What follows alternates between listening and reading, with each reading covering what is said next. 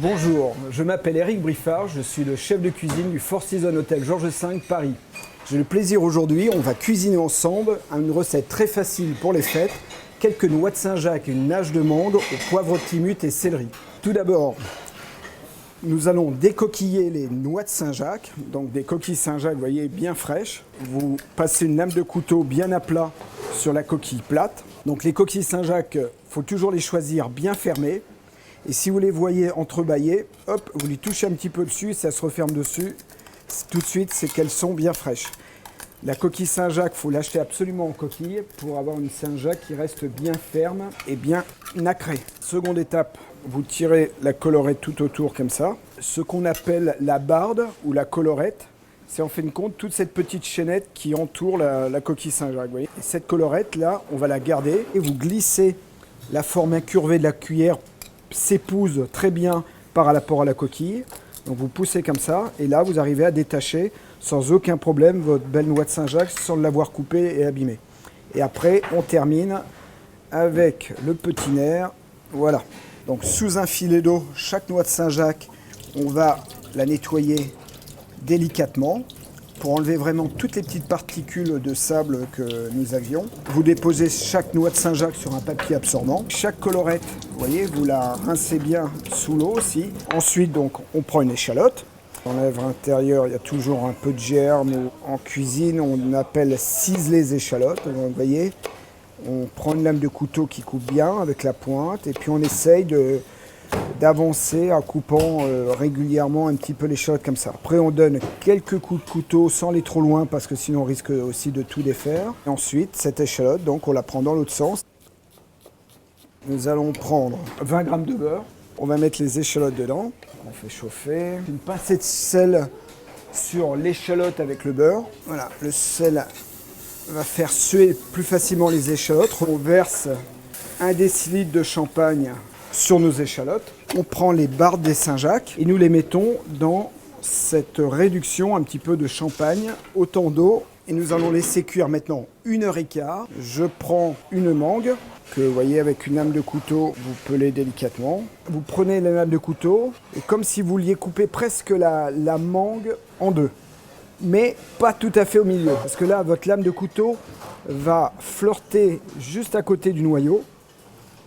Voilà, dans la plus belle partie de la mangue, vous pouvez vous amuser à faire quelques petits cubes. Tout le reste de la mangue, on coupe ça rapidement pour mixer et avoir une pulpe de mangue.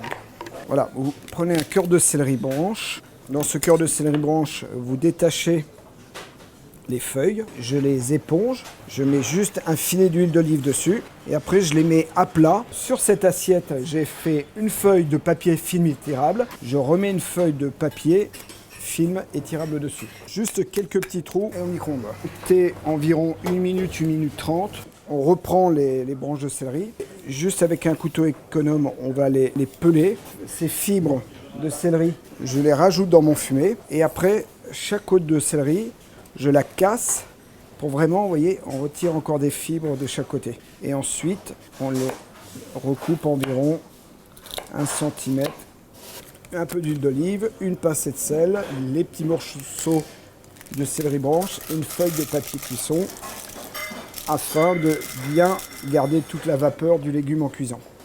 Au bout d'1h15 environ, nos bardes de Saint-Jacques dans le fumet qui a bien réduit sont cuites. Nous allons filtrer notre cuisson. Ici, je récupère l'ensemble de mes bardes de Saint-Jacques, quelques tours de moulin avec le poivre timut. Je vais mettre à peu près le même volume en mangue. Nous allons mélanger donc notre pulpe de mangue avec notre fumée. J'y rajoute 20 g de beurre.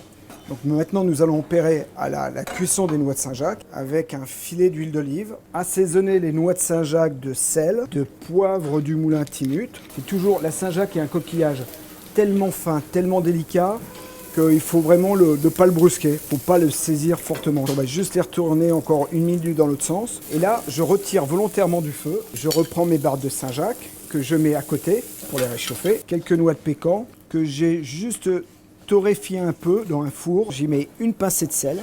Je prends les passions. Nous allons égrener ces passions.